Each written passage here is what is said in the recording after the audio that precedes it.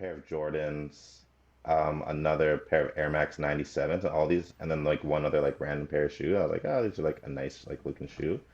This guy's like, oh yeah, you can have all of them for like 150 bucks. I was like, bro, the Air Max by themselves are 150 bucks. So What? yeah, he's like, yeah, I'm just moving. So he's like, I don't really need them anymore. And I'm like, okay, They were, you know what? I bet you I know why they were so cheap. well, They were probably a Russell Westbrook branded shoe, and so now he knows that the value. He just saw the he just saw them. Lakers play Oh, the Knicks. He saw that the value's at a low time, at an all time low. this guy. Russ benched in OT. I can't In believe they OT, he was benched benched. him. So Yeah. Buddy was like, "I'm done with these. I'm done with these Westbrook shoes. I'm getting rid of them." Oh, is Westbrook? Oh yeah, he is a Jordan athlete. He's got the why nots, right? Uh, The why nots? yeah, I was gonna say, is he still? I'm pretty Come sure. on, bro. Come But on. no, I didn't know because I know Kawhi was Jordan and he switched to New Balance. I thought there was someone else that was Jordan that switched out as well, but I didn't know. No, I'm pretty sure because the only thing he'd switch out to, I think, would have been Nike. But like, I'm pretty sure that he's still True. Jordan. Just like Melo, I always forget Melo's a Jordan athlete too. Melo's shoes are nice too. Bro, I fucking love Melo's shoes. Yeah. Yeah, he's got nice shoes.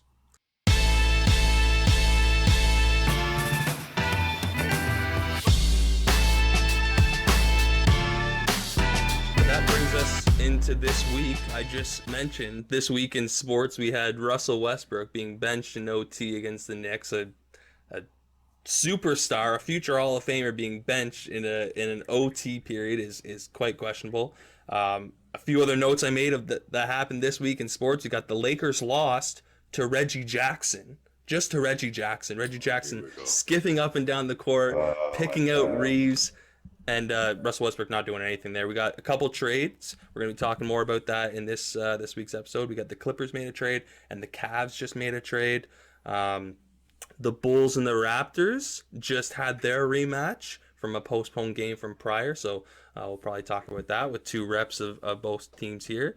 And then, I want to give two shout-outs. One shout-out to Coach K. Mike Krasowski, it was his last game in Chapel Hill against UNC. Duke ended up beating them, which was awesome. Duke's looking like they're firing up for a big a big trip in the NCAA tourney coming in March. And then the Olympics are on, and this morning or last night, Max Parrott, I believe his name is, just had cancer 3 years ago, and he just won Canada's first gold medal in downhill snowboarding. So shout out to Max Parrott. But we'll get back into basketball. Welcome to the Lob It Up podcast. We are your hosts, Tobias, Siavash, and Chris. Again, another busy week in sports. Another busy week coming up. We got trade deadline, as I just mentioned. We got the Super Bowl coming up. Chris, you were talking about a UFC fight. Chris is going to another country. Everything's all over the place. But today, how are you, boys? Chris, I'll start with you, my guy. I'm doing pretty good. Just like you said, I'm off to visit Turkey. One of my boys lives out there. He plays ball out there in the Turkish league and I think another little Euro league. So while I'm out there, just gonna catch a few games. Don't be surprised. Give him a shout out. Yeah, it's my boy, like Deshaun Pierre. I can never pronounce the name of the team. Give it a try. We want to hear you try. Oh God. Okay, let me pull up their name. I have to pull up their name on the Why are you gram, pulling bro. up their name? Are you gonna go try out for the team? Maybe get you like 5 minutes a game real quick. Bro, I can't help it if they fucking If they take need me. somebody, I guess. They'll see me in the stands and be like, oh, Man, who who's is that? black guy? Who is that? Like, we need him. They need him. Is that Looks like he can hoop. Boris Dio? You're here? Let me sign you. Chill. That's a sick name, Boris Diaw. The big body bands in the paint. Big body. Damn. How do you feel? How honestly do you feel like you would do if you went for an open gym tryout in a Turkish league? How do you feel like you would do? I would not do well. No. But the team is Fenerbahce Beko? Something like. Yeah. Okay. Yeah, And then I Boucher, can't. Yeah, I guess. I can't pronounce it, but yeah. Yeah, I don't know. I'm But just shout out to him, and that'll be pretty cool for you to be able to watch your boy play in that league. I'm telling him I want a 360 between the legs. Yeah. And if he doesn't, I'm calling him trash at the end of the year. Low-key, just make it the All-Star weekend for that league. Be like, I'm here for All-Star weekend. Then they're like, this is not All-Star weekend. Now it is. Watch me hoop. Like, watch me dunk in between the legs. Watch me do a 360. Right? Like, I remember watching him. Get Boris Dio off the court. I remember watching him one time in a game, and just randomly on a putback, this guy tried to just do like a fucking windmill. He just got stuck by the rim. And we're just like, yeah, why would you do that? Why don't you just flush? He was trying to show off for the homies in there. Yeah, he was just like, I don't know why I did that. He's like, I was in the midair, and all of a sudden I was like, windmill? Windmill? Yeah. But yeah. What about yourself? Go ahead, sorry. Oh, I was gonna say, other than that, I'm good. So let's see how C's doing. What about yourself, C? Are you doing any windmill dunks in Turkey this week or what? No, I might be doing it in 2K, but not anywhere in Turkey. I wish I could go to Turkey. You know, Turkey's a pretty cool country. Maybe we could just, quickly cross the border, go back to the motherland, but we're not going to talk about that. But I'm good, man. I'm good. I'm excited. The All-Stars were announced. We got trade week going. Trade season is an exciting time of the year. It might be my second favorite time of the year next to off-season time. I got Woj and Shams right on the alert whenever they tweet. I got to hear it. They keep tweeting these like articles they keep putting out. I'm like, look, listen, man, just give me the news. I don't want to see no articles. Give me that news, just hot and fresh out the presser. Mm-hmm. Yeah, I agree. As soon as like that December deadline hits, I start to put Woj and Shams on, and then I usually forget about it. And then, like you said, I get annoyed. I'm like, I don't care about these random articles. I don't care about these articles I'm probably not going to read. Just tell me what's going on. Tell me what's happening with Ben Simmons. Tell me what's happening with Kyrie Irving. Tell me what's happening with James Harden. Because now we were talking about Ben Simmons for Kyrie, a swap like that, and now we're hearing talks about James Harden for Ben Simmons possibly making a swap. So that's a future trade. We'll get into that in this podcast. But let's start with trades that have just happened. Let's talk about the two trades that just happened this past week, and let's start with the first one. The Los Angeles Clippers made a trade with the Portland Trailblazers, which I think we're now kind of seeing their agenda. They might be moving to, more of a blow it up rebuild instead of a retool rebuild. And so, I can't remember the full trade. Steve, Ash, or Chris, maybe you have it up alongside of you, but essentially Norm Powell and Robert Covington went to the Clippers in exchange for Eric Bledsoe, Justice Winslow. The Clippers, one of their first round picks last year, Keon Johnson, and a couple picks were involved as well. Steve, Ash? Yeah, a bunch of second rounders. We talked about this trade. We all thought this was a bit of a steal for the Clippers, and we were wondering what the motive was for the Trailblazers to make a trade like this. And I think their biggest motive was to come down on the luxury tax, try not to pay any taxes and also be able to save up some money moving on forwards. But, we all think that this is a win for the Clippers, right? Mm-hmm. Mm-hmm. Yeah, definitely. Yeah, I definitely agree. It's a win for the Clippers. And listen, I remember when I haven't been like the biggest Rocco fan, but I still think like this is going to be like a good piece for them. He's known as a 3-and-D guy. Mm-hmm. I don't know if he's like as good as his reputation says, but I still think this Clippers team is looking scary with all this defense. Yeah, I think both he and Norm fit just the mold of the Clippers perfectly. Just a decently sized wing player that can shoot and defend and can switch on, different positions. With Rocco, I agree. He's had kind of a tough year as well, but I'm hopeful that it's, more so the environment, because we do know what Rocco is. He's a pro. He's been in the league for a couple years now. Not a couple by like one or two, but obviously a good chunk of years now. Rocco's been in the league and he's established.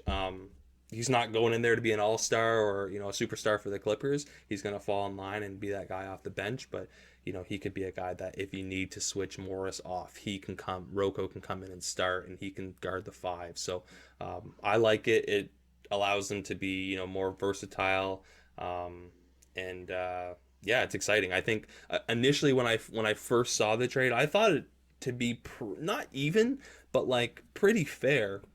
However, the more I went onto message boards, and not so much the Clippers message boards, but seeing how Portland Trailblazers fans were feeling, I was feeling a lot better myself. Eric Bledsoe and Justice Winslow, they had a a small window here this year at the Clippers. They played fine, but nothing that you were going to keep long term. So getting Norm Powell back for me is nice. I'm excited for that. But you're the Raptors fan, Chris. Obviously, Norm Powell comes from the Toronto Raptors organization, so maybe tell me and tell anybody else that's listening what the Clippers are getting in Norm Powell. Well, Norman Powell, yeah, you are getting like excellent, like, oh, hey, back up, bro.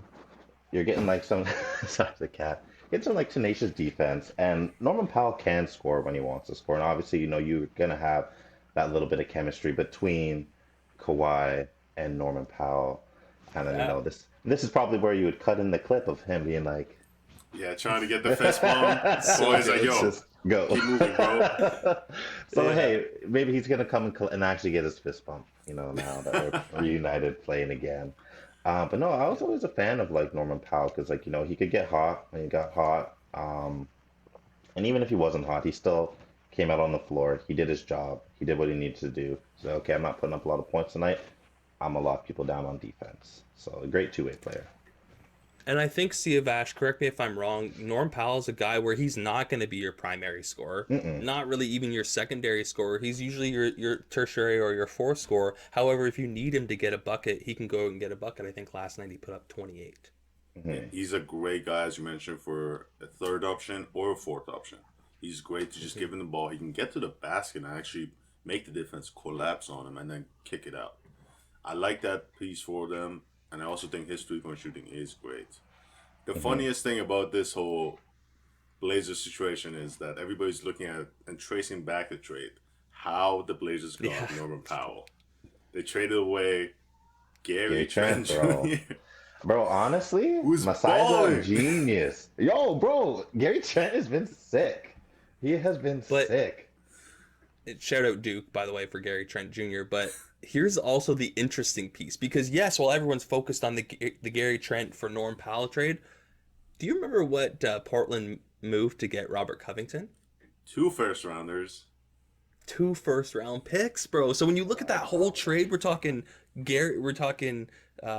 Eric Bledsoe and Justice Winslow essentially for 3 first-round picks, Norm Powell and Gary Trent Jr. essentially. That's a tough trade for Eric Bledsoe and Justice Winslow, because it's not 2012 anymore. So I mean, no. And I don't even know if Justice Winslow was in the league at that time. But then Portland's looking a little rough right now. That's for sure. It's getting blown. Let's move off from that trade. Let's go to the other trade that just dropped 2 days ago. Actually, ironically, they were playing each other that night.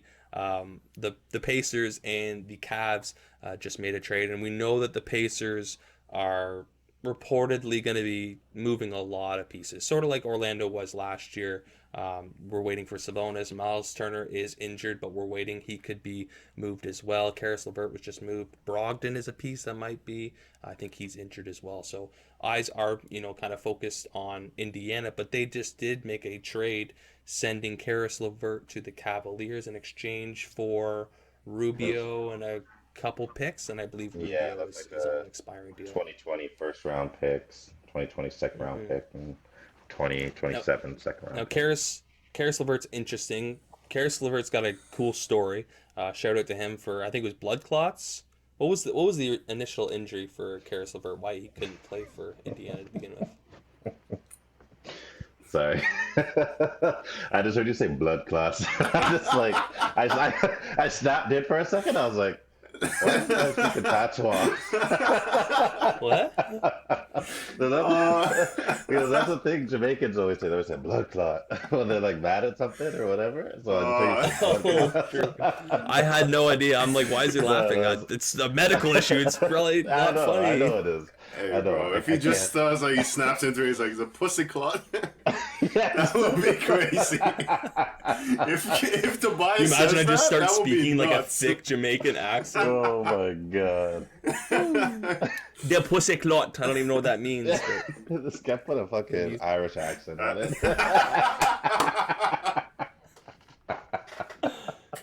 I am Oh not. my I'm God. very, very, very, very, very European. I don't have a lot of accents in me aside from an Irish accent. So I mean, that's and English. That's about all I can do. Cheers. Um, But I'm But yeah, yeah, trying Karis to, LeVert, his stories, I'm his trying to story's look that pretty up to interesting. see.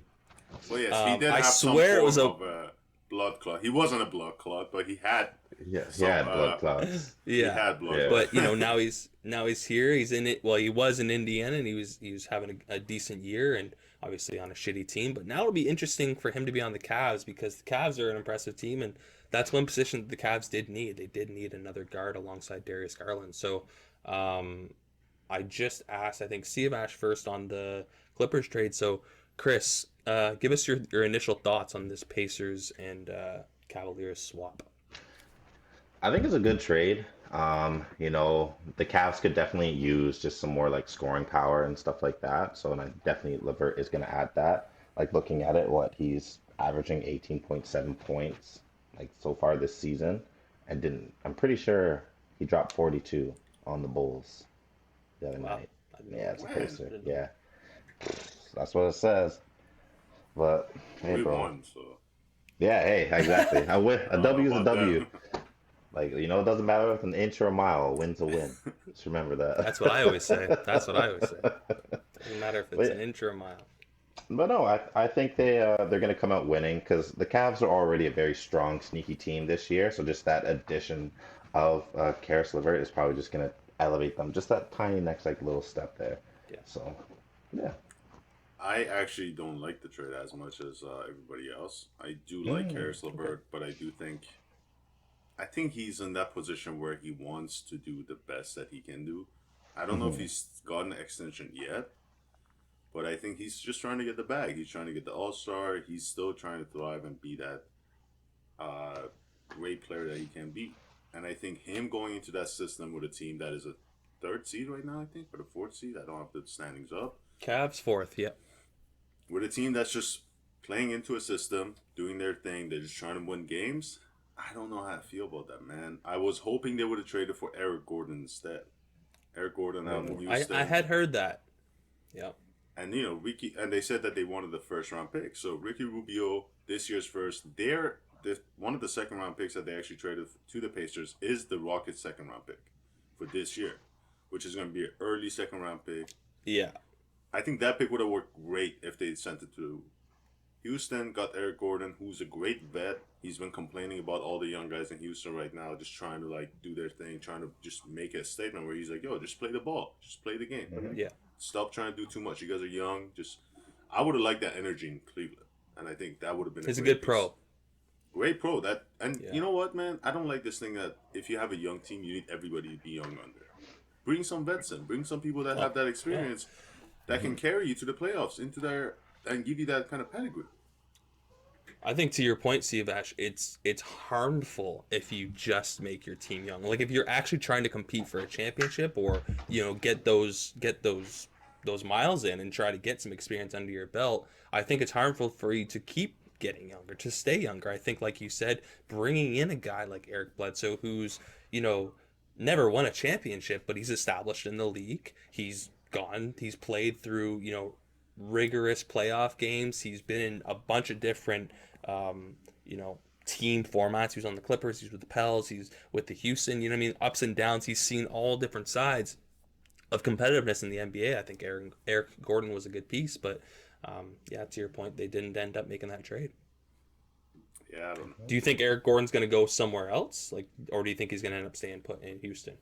I just don't know who's going to trade for him.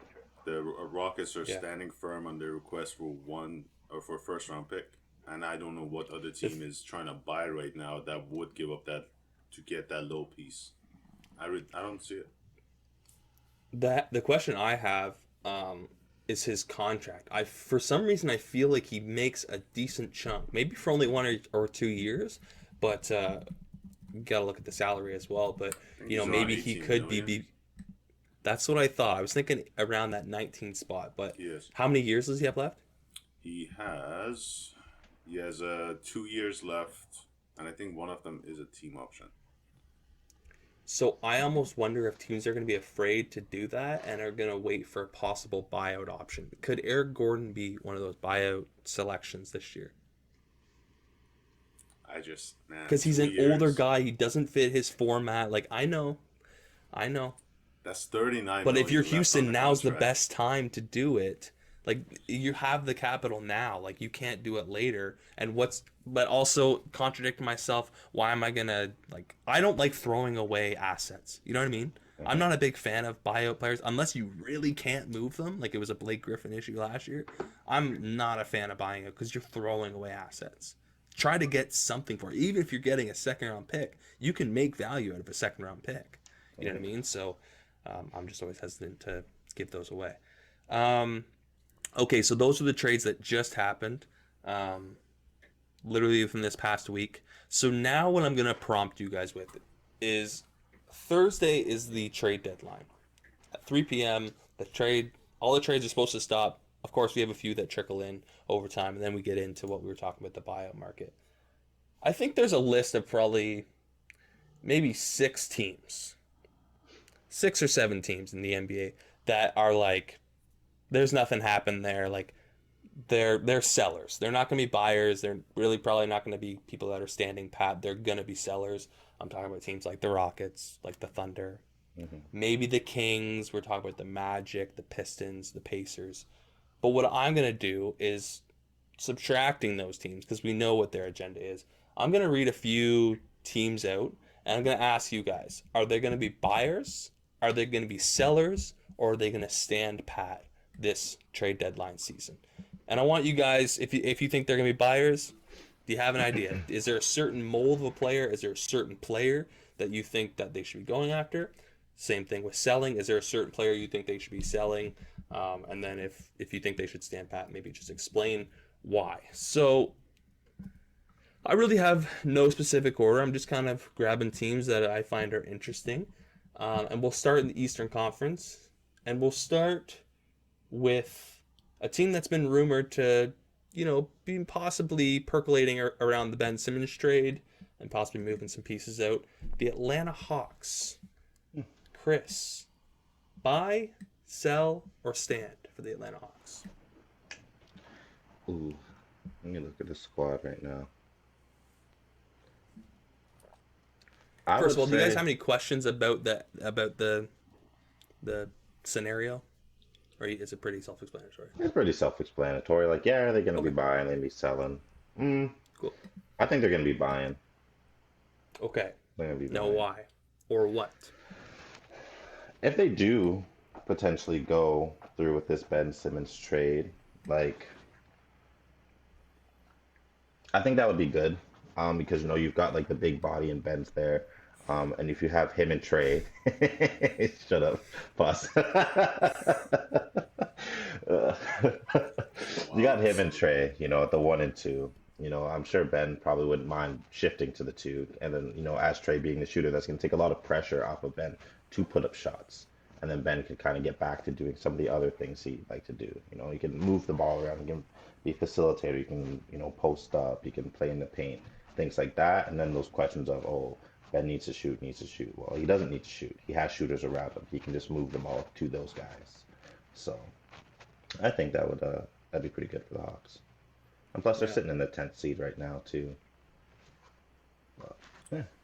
Yeah, I agree with Chris. They're definitely buyers. They're still a young team. I think with the pieces that they got, they could make a run for a bigger piece for somebody that they can pair with Trey. Moving forward, there's not a lot of those pieces out there. There's a lot of rumors for Beal. There's a lot of rumors for Harden, but there's not maybe a Sabonis. But you got to see which pieces they would actually prefer to sell out and give all those pieces to get and just pair with. So I do see them as buyers more than sellers. I could also see them saying that they have a lot of good pieces that they're going to have next year and maybe have improved. So it really depends on what's in front of them and how they feel about their pieces like John Collins and Capella. Yeah, now the big position for the Hawks is interesting because, again, I know, Ben Simmons can be considered a guard. He can be considered a power forward. So he's very versatile where you want to slot him. The bigs position is interesting because they, like you mentioned, they have Capella, they have John Collins. They also have USC graduate or former USC player, Aneka Okongwu, who, shout out to the Hoop Collective podcast. I'm going to take a little sample away from Sivash's favorite podcast. They were actually talking about the Hawks. And a good thing that they brought up that I was really interested in is a lot of the teams, a lot of the time when you're trying to be a championship team, you feel the need to have a top 5 or a top 7 offense, a top 5 or a top 7 defense. If you don't fall into one of those categories or both those categories, it's often difficult for you to go deep into the playoffs, for you to expect to be a championship contender. So look at the Warriors, for example. You have Steph Curry, and you automatically put yourself into top 5 offense.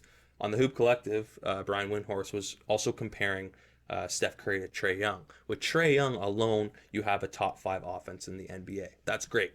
So now you need to work on that top 5 defense. So they were talking about Oneka Okongwu, who's, pretty defensively minded, but still very, very young. But they were talking about that Ben Simmons trade, and they were talking about that log jam, that 3-headed log jam with Collins, Capella, and Oneka Okongwu at the big position, and getting Ben Simmons in there, and that making them a top 5 defense. But again, it's one of those, it's great to get, but you got to give. So if they were to make that trade, you would assume that Capella or Collins or Oneka Okongwu are gone. However, my flag raises, and I'm like, well, why would Philly make that trade?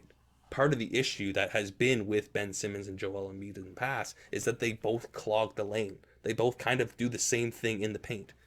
In my opinion, we're talking the same thing if we're looking at Collins, Capella, or Oneka Okongwu. The whole thing that we've been looking at for a majority of the time is for Philadelphia 76ers to get a guard or a wing back. I don't see them making that trade with Atlanta, at least if it involves those 3. That's where I look. I agree with that 100%. I do not see a trade going down with the Hawks at this time, especially with the information that we've got over the past week. I don't know when we're going to get to it, but basically, with everything that's going on, I don't see a trade package that the Hawks can give up that would be as enticing as other packages that are out there or the price that Daryl Morey is asking for. But I would have liked to see that pairing, though. That pairing of... Yeah, that would be cool, right? That would be pretty cool. Pretty dominant. Staying in the East, we'll move a couple spots up, and we'll go to a team that's been quite polarizing. I have been here talking about them, both praising them and both scolding them. The Boston Celtics are sitting at the 8th seed, 30-25. Sivash, what are they doing? Are they going to be buying? Are they going to be selling? Or are they just being like, we don't even know who we are. We're going to stand pat.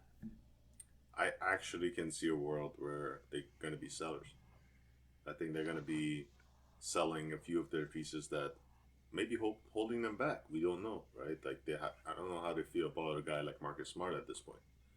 He's been with the team since his draft in 2014. It just, the guy, he's very polarizing. He's a good guy. He speaks out in the locker room. He's had his moments where he's spoken out about the young guys not doing their thing, not passing the ball. At the same time, when you got a guy like Jaylen Brown and Jason Tatum, and they feel that this guy's holding them back, he's trying to be the guy on offense. I think if the right trade package comes, Marcus Smart can be gone this season. That doesn't mean that they're not going to try to compete for a play-in or a playoff spot, but I do think they're going to look into sell a few of their pieces and try to get a few other pieces that will make him more expandable for this offseason.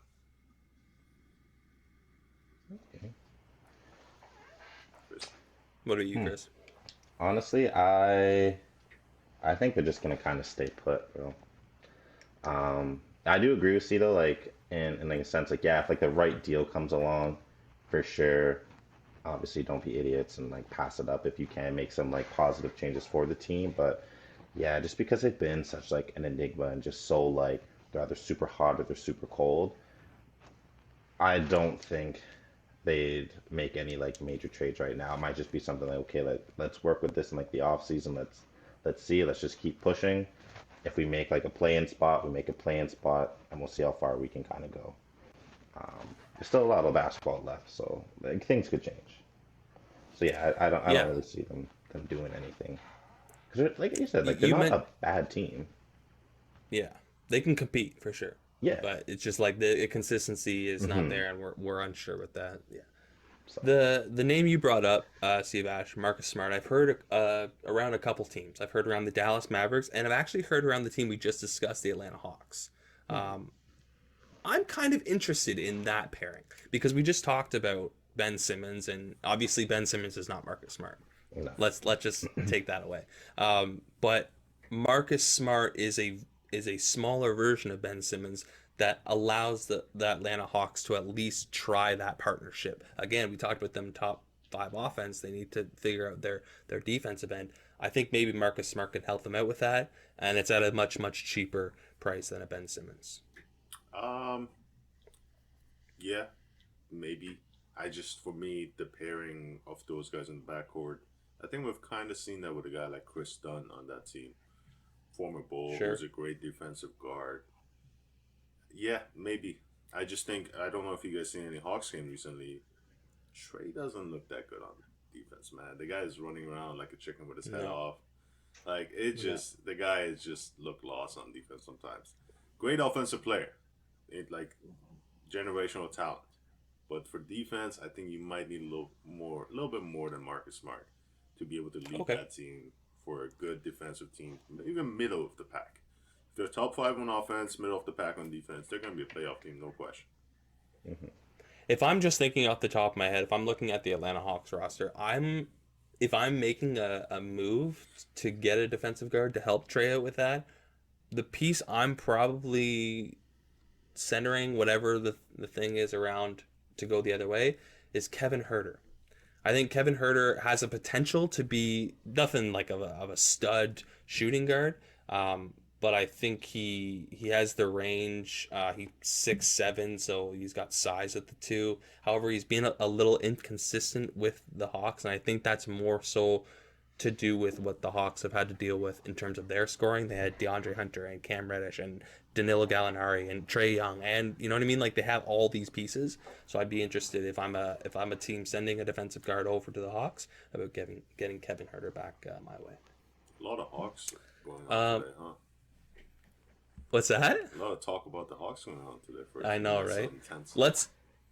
Let's move off the Hawks. Let's get away from that, and let's get a little homegrown here, because I have an opinion, and I think we might actually all have different opinions. The Toronto Raptors are currently sitting at the 6th seed.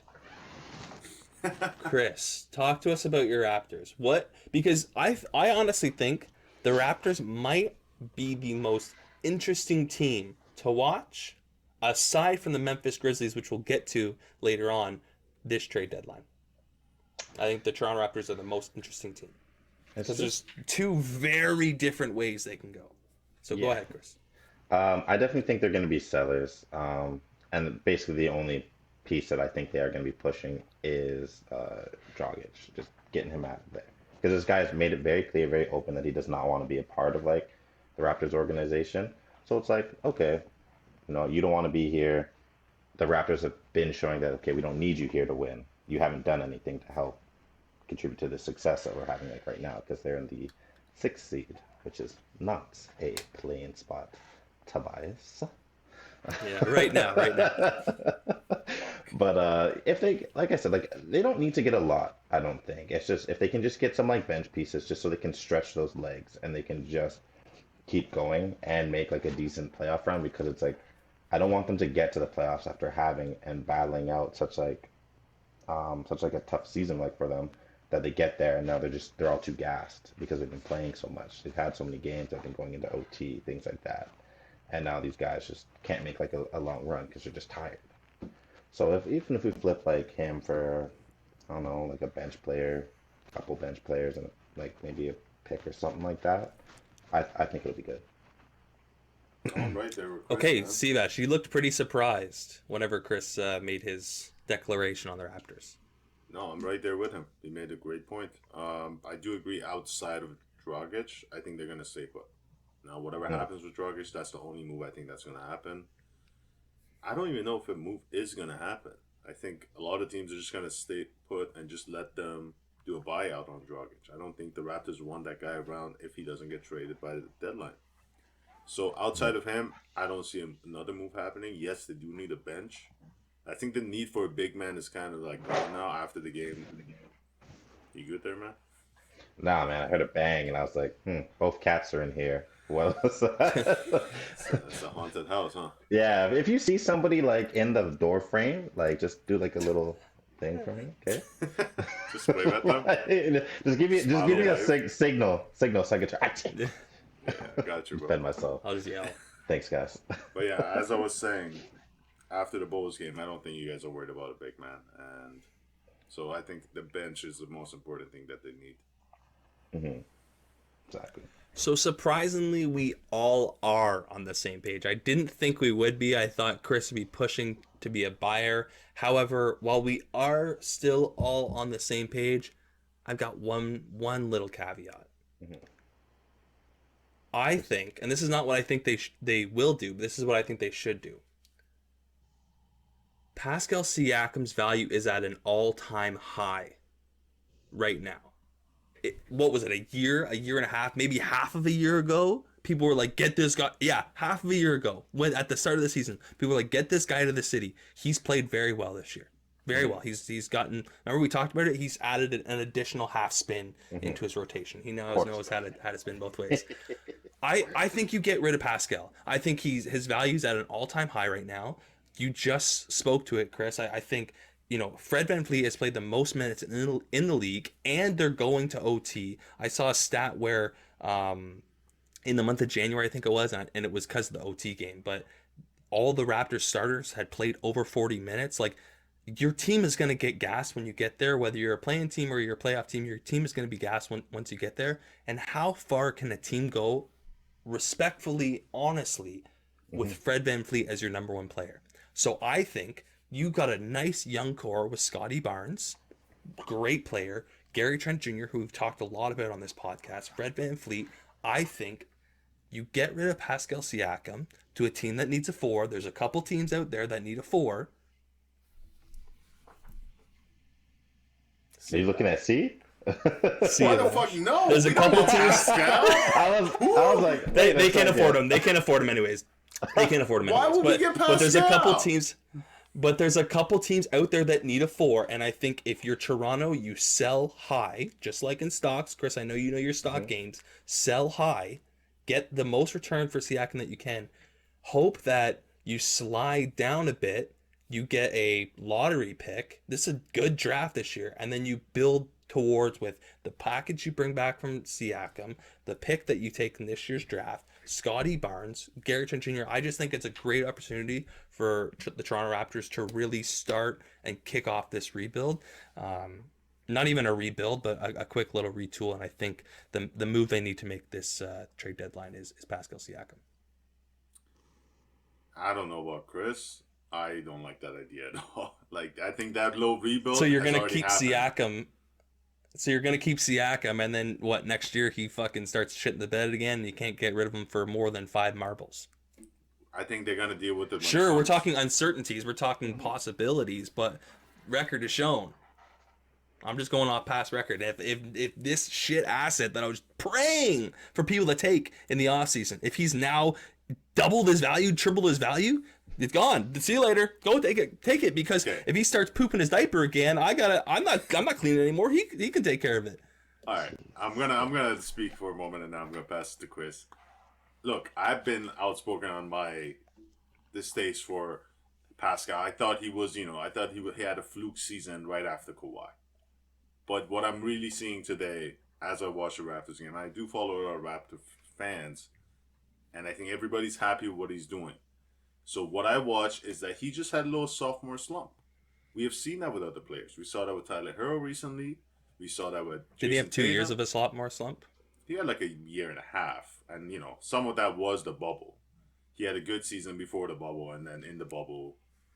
And then also they were playing in Tampa Bay. Listen, man. It's a pretty lit city. Like, I wouldn't want to play basketball there either. So, saying all that to say, I think he just had a sophomore slump. I think he's not going to shit the bed moving forward. I think he's going to be the look, man, last season everybody was saying Julius Randle is better than Pascal. Look at what we had now. Like, it's just like every year a player is going to do well and the next one's not going to do as well. You just got to trust a player and just keep him. A guy like Porzingis, should they trade him right now? His value is the highest spent in the past 2 years. But the team's doing good. Why would you trade a guy? Dallas and Toronto are in different positions, though. In terms of not right now in the standings, but in terms of their team, where their team is at, in terms of competitiveness, they're at the how far can a team with Pascal as your number 2 go? But the other pieces also come into effect. We got OG, Exactly. we got Pierre Trent, we got my guy Chris Boucher, we got young Scotty. So where does Pascal fit? Yeah, exactly. So then make it a rebuild and get rid of this asset. He's $33 million. $33 million. Let's get rid of that. Okay, let's hear a trade. Tobias. Yeah. You give us like a trade. You're asking me at the top of my head. I don't know. Like, Come on, whoever needs a power forward. Who needs a power forward? Not the Bulls. Let me tell you, we don't want Pascal. We don't want Pascal. Pascal. Give me time. Fill the dead This air. guy just starts defending Pascal. That says, "Oh no, we don't want him." No. Nah, listen, bro. What are we gonna give up for Pascal? Like, It's like you're like, oh yeah, no, like those are great cars to drive. Those are great. I wouldn't drive one though. But no, that's a great car. I'm broke. Why would I buy that car? It doesn't fit my budget. Well, I'm not going to go work at Tim Hortons and try to pay for that car. It doesn't fit my budget. It's a great car, though. I'm not going to hate on the car. It just doesn't work for me. Fair. You could go, again, this is just off the top of my head. I have no idea with salaries or who or whatever, but I'm just looking at teams. Like, he could fit with the Jazz. He could fit with the Mavericks. Over in the East, he could fit with the Celtics. Like, there's teams that need power forwards, and I just think it's the perfect opportunity for the Raptors to do it. Okay, so those teams, let's say those teams call the Raptors each. Let's say the best package each those teams can offer. I don't think any of those teams can offer what the Raptors want right now, especially with the pieces that they have. Let's say, so you said the Jazz. I don't see a young guy on the Jazz plus picks that would work for them. They don't want Joe Ingles, and he just got injured as well. That's a rumor that they're trying to get rid of Joe Ingles on a first-round pick. You said, who else was there? I don't remember. Jazz, Mavs, Celtics. Celtics. Look at those teams. Who can they give up? Now, Jalen Brunson. That's what I'm saying. It's literally just, but still, it's literally just like off the top of my head. I didn't even look at their rosters. I just looked at the team and the standings. Yeah, as we mentioned earlier. But I'm looking at the Grizzlies. At the Grizzlies, you can bring in Jared Butler as a young shooting guard. They need help with the shooting guards. Elijah Hughes, I guess. Like, I don't even know who that is, but you know what I mean? Like, I haven't looked at the roster, but I'm just saying there are teams that need power forwards. Pascal doesn't need to be a number 1 or a number 2 on a championship team. These teams have their 1s and their 2s. I just think if I'm the Raptors, I'm selling. Right. Chris, because it doesn't make sense for me to hold on to him. I think this guy's just trying not to lose the bet, Chris. He's just trying to get rid of Pascal. No, so you guys start tanking. I don't. So you start tanking. Hey, I don't care about the bet. I'm honestly just giving my opinion. I think the Raptors, there's no value in keeping Pascal right now. And I think there's no value in what you can get back, so you might as well keep him. Yeah. Would you like to make a bet? I'll make a futures bet with both of you right now. Okay. Go for it. How many years does Pascal have on his contract? I'll have to look. 1 second. If it's 3, I'll bet you that he does not finish his contract in Toronto. You don't think? Listen, man, it really depends. Where the fuck is this? Who the fuck is this guy? Fill up the dead air, bro. Well, I'm just saying, like, I think with $33 million on the books and potential for 3 years, like you said, you're in maybe not a full rebuild, but you're in a heavy retool. You have Scotty Barnes as your nucleus. You have Fred VanVleet there as well. You have Gary Trent Jr. I just think the opportunity is presenting itself. Like I said a million times, his value is at an all-time high.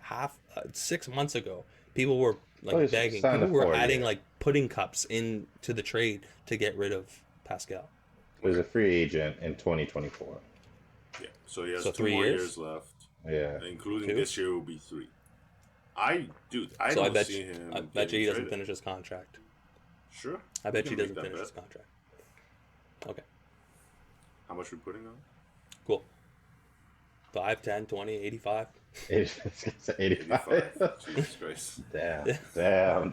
I'm confident. I'm actually very confident. All right, so we'll say 10 then. Okay. Yeah, Are we perfect. are we all going? Yeah. Sure. So I get 20, you both get 10? Okay. Yeah. Cool. All right. Cool. Book it. I'll So put wait. that I'll put that in the By features bets he next. doesn't finish, it's like he's traded away before his contract's done? Correct. Okay. Yeah.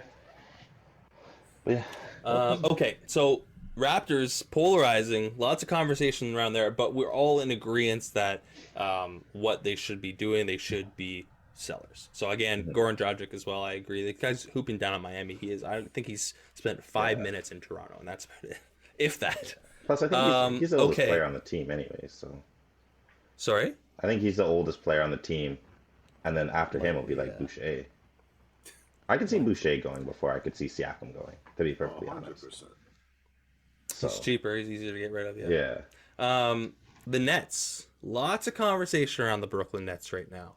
We just I'm so confused. It's kind of like the he said she said boyfriend girlfriend argument. We've got Woj coming out, or Shams coming out, saying that James Harden is now available to trade with Philly. Philly's interested, and Brooklyn's interested. And then we got Steve Nash saying James Harden's not being traded. And then we got Brooklyn saying that James Harden's being traded. James Harden saying he doesn't want to be here.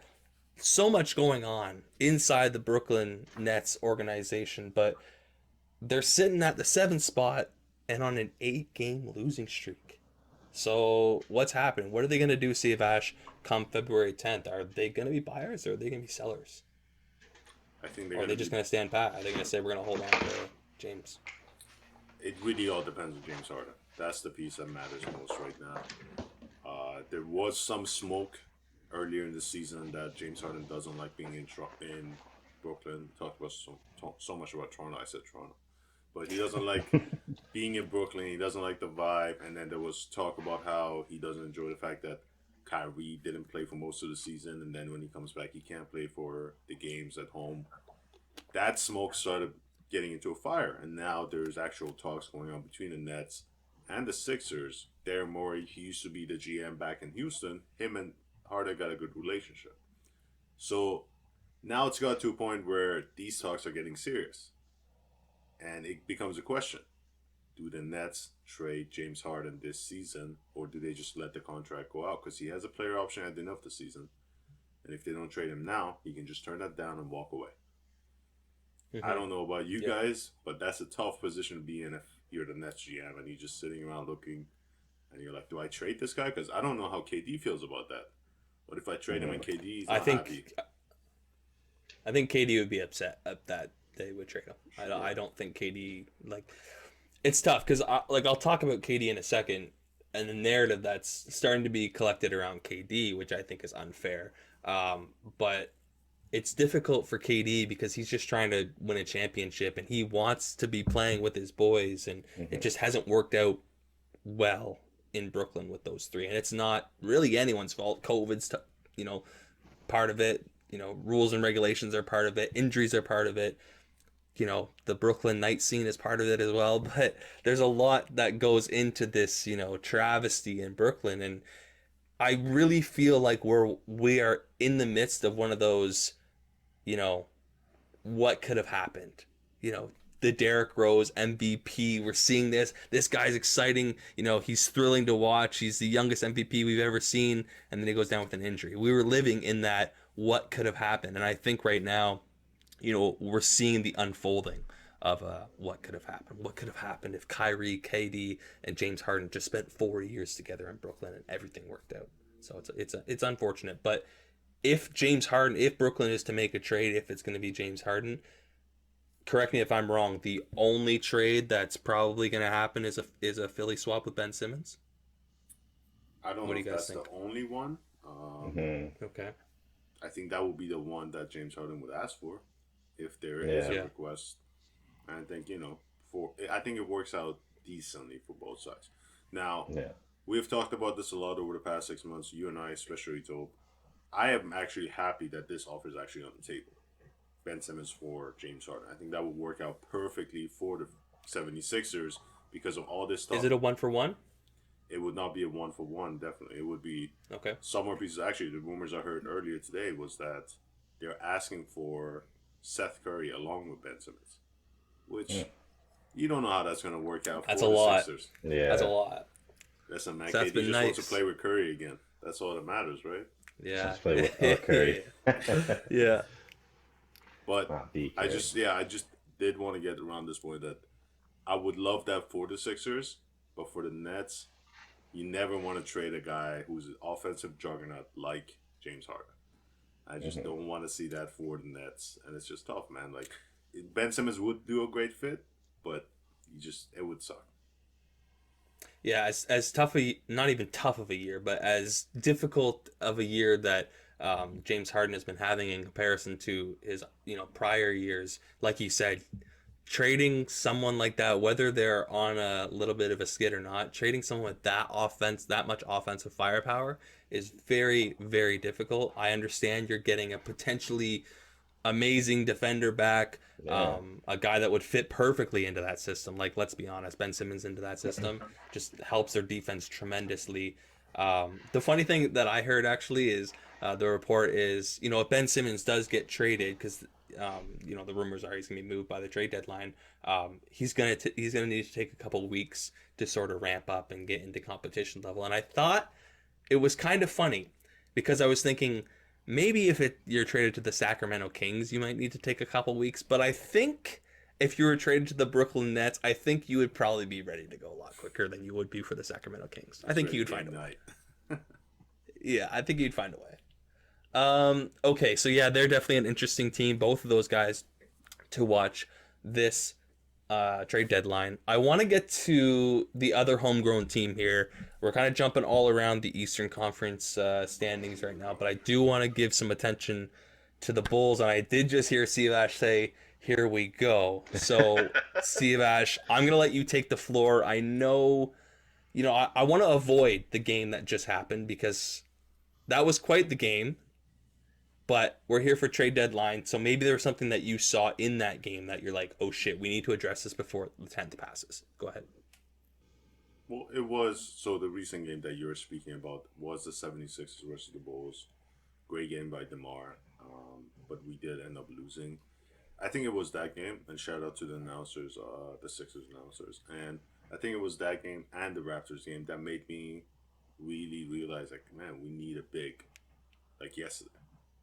This in the Raptors game, we lost. We went into overtime because Scotty Barnes did a tip in, and then in overtime there was a lot of rebounds that we were giving up. That to me is a big piece. In the Sixers game, Tobias Harris just kept going to the basket, just kept attacking us. Joel Embiid just was getting his way. I just think we need another big next to Vucevic. Vuce is doing great, but we just need another big body in there. That could just stop these guys. And is there a name that screams out to you, Sivash? Wait, what did you say, Chris? I said I'll suit up if I have to. If I got, if it's to help my boy see out, I'll do it. I'll go play for the Bulls. I don't know if that's going to help our team, but just because you're my boy, I want to see my guy in the Bulls jersey. Go for it, my brother. Riding the pine hard. Pause. Is there a name that sticks out to you, Sivash? Because there's one that I just thought of, and we just talked about their team, but I don't know how likely it is for you to pry him away. But I'd like to hear, who you have maybe in mind. I think we've spoken about a number of players in the past few months. Harrison Barnes for me is an interesting piece. Another guy that I'm really interested in is Chris Boucher. I think being able to drag him away from that team and have him in that position where he could just rebound and play that position for us, I think is great. Other than that, man, all I want is that they don't trade for somebody like Dennis Schroeder. I've heard those rumors. Or Pascal Siakam. Pascal, Siakam. I can't afford it, bro. We can't do that. Yeah. See, he was all defending before, but when it comes to his squad, no, I don't want him. Get him out. Nah, like you said, he can't afford it. All right, he can't afford it. Yeah. I don't want to give up my guy Pat Williams, bro. The paw. Come on. Yeah. The name that like randomly just popped into my head, and I don't know why. And again, like I said, I don't I don't know if there's a package that exists for him. I don't even know if the Celtics would even be open to giving him up. But what about the Time Lord, Robert Williams? No, He kind of fits that he's not gonna get power traded. centers. No, that's what I mean. I think they think highly of him, but if the Celtics were going in that direction where they wanted to start moving pieces, if they figure that there was some sort of thing that they need to get rid of, Robert Williams would be a nice little guy to Let me just say something right now. Get. The Celtics untradeable list goes Jason Tatum, Jaylen Brown, and the Time Lord. And once the Time Lord goes on the trade market, trust me, at least 20 teams are going to be in line. Like, come That's on, man. Facts. This is the package we That's got. facts. Even the Raptors, they talked about him. But, dude, they're not going to trade Time Lord. He's young. He's on a great contract. And he's a guy who can... He's an amazing post player. Oh, he's great. Yeah. I do not see him getting traded. He's so good. Especially for like an undersized, like, you know me, I'm very traditionalist when it comes to my big. Like, he's a 6'8", 6'9" center. Like, for him to be able to work the paint and literally out rebound basically any 7-footer is pretty impressive. Chris, is there any names that pop up to you that maybe the Chicago Bulls should be acquiring? Obviously, if we look at the template that Steve Ash has presented, he's looking for a 4 or a 5 that can switch, that can be a good rebounder, because that's something that the Bulls have been struggling with. Nobody like is jumping off the page like in my mind like right now. I do like that idea though of having Chris Boucher over there because like you said, like guy's cheap. You could get him for fucking peanuts probably, and then just literally have him grabby boards for peanuts. Oh, okay. Not penis, peanuts. I don't know what you said, bro. It's a spicy episode. I don't know what's going on in this episode. Yeah, you can get them for nothing basically. You can just reach in your pocket, pull out paper clips, pennies, and some pocket lint, and the Bulls will be laughing. And he'll just like you said, set them up, grab you your boards. Guy can hit you some threes every once in a while if you want that to stretch the floor a bit. But yeah, if that's all you guys need is a fucking rebounder, just somebody like that, man. You don't need too much. 'Cause I like the Bulls. I personally like the Bulls, like how they are right now. So. Yeah. Okay, a few more teams in the East, and then we'll jump over to the West. We're gonna go back down the standings a little bit to a team that's very interesting, a team that's kind of similar to the Celtics, where they've been all over the standings. They had a great year last year, but like Steve Ash has mentioned, we're talking about fluke years and missed years and players just really not being what they're supposed to. And Julius Randle's the guy we're talking about, and Julius Randle and the New York Knicks are not doing too well right now. Their relationship is very bad. He's like giving the thumbs down to the fans. Like, this is stuff I would do to French people, like boo boo, but he's doing it to Madison Square Garden, booing every single Knicks fan in there. So what are the Knicks doing? Are they going to be moving Julius Randle? Are they going to try to figure something out to maybe get a play-in spot? I think guys like RJ Barrett are locked in there. They're not going anywhere. But they have pieces like Kemba, Julius. I've even heard Mitchell Robinson's name being kind of floated about, which I think is a big mistake. I love Mitchell Robinson. But Chris, what do you think about the New York Knicks? What do you think they're going to do on February 10th? Obviously, if you've got a guy that's that fucking unhappy that he's booing like your hometown, obviously just to keep everything kind of copacetic within the organization, you're gonna want to ship the guy out. But with trade deadline approaching like super fast, it's like I don't really see them going anywhere. Like, Julius Randle will probably end up just staying there, and who fucking knows? They'll probably just try to make a push, try to go for like a play-in spot, and just see what happens. And then maybe in the offseason, maybe some talks, kind of see what happens. See if they can't, maybe get him like reinvigorated with like the whole franchise. And be like, hey, like I know you had some issues. What can we do? How can we make you like stay and make you whatever? Or they'll just be like, yeah, we're gonna part ways like here. So once we can maybe get some like decent trade options, we'll get you out of here. First play now, boom, done. But ain't no point, I don't think, in rushing something like that right now. Like you said, they're in the 12th seed. What are you really gonna do? You're just gonna make a trade. Nothing. Even if you get like a decent player back, how you gonna like push yourself up like a few spots in the standings, like with so little time left. But yeah, As Chris mentioned, Julius Randle's values dropped so much down, and I don't mm-hmm. know if you guys watch the Knicks. I rarely see the highlights. This guy's body language doesn't look good anymore, man. Guys are falling to the floor. He just walks away from him while the rest of the team wants to pick him up. He's just mad at the fans. How can he be mad at the fans? Madison Square Garden. You're in New York. They don't like you. They're gonna fucking tell you in your face, man. Like, what are we talking about? Exactly. It's New York. If you wanted to go there, you signed there, just accept it. If you're gonna suck, they're gonna tell you. Every bodega you're gonna go to, they're gonna fucking throw chopped cheese in your face and get you the fuck out of there. That's how New York goes. Yeah. You can't just get mad at the fans, right? And the rest of the teams, they are doing decent. I think RJ Barrett has been an underrated piece. The guy has been dropping 30 bombs. He's just a young up and coming piece, and I would love to see him mentioned for most improved player of the year. But outside of that, I think a lot of the blame should go to Thibs as well, man. They got Cam Reddish, and the man hasn't played a few games now. It's like, why did you get Cam Reddish now? Thibs is not going to play the guy. Thibs is just keep going. I apologize. Yeah, he's going to keep going to go with the team that is going to get him the wins, and that's all that matters for Thibs. He's going with the hot hand, and I benefited from it, but I've also not benefited from it when it comes to fantasy sports. I had Alec Burks doing runs for me for like 2 weeks straight, getting like 4 steals and tossing up 19, points a game when guys like Cam Reddish and Kemba Walker are sitting on the sidelines, and they actually, if they get hot and they go, then they're much better than Alec Burks, trust me. But yeah, you're right. It's tough in that Tibbs system when everything, the style of Tibbs coaching is kind of similar to the style of like Belichick coaching. Everything fits into his system, his format. But if a player doesn't fit into his system, his format, he's not getting the minutes. He's not going on the field. You know what I mean? So it works when it works with Tibbs, but when it doesn't match, then it's a tire fire, and we're seeing that. It's an interesting spot for the Knicks and for me because, again, I get to this spot where I'm like, what are you competing for?